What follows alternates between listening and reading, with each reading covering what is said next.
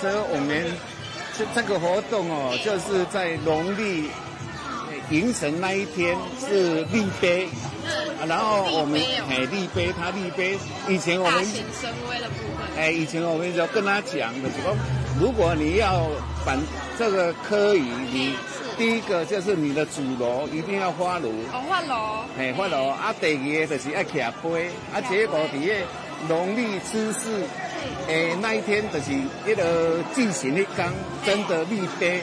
啊，立碑我们就召开那个理监事会议啊，所以就同意要问那个他的公事。是约定好的啦。对，啊，他有照我们的约定，我们就跟他讲，照他的约定走啊，所以就是要的办这个基础的科仪啊，就将筹备了将近1年，啊，主要也是祈求国泰民安，和敬，大家拢平安。谢谢。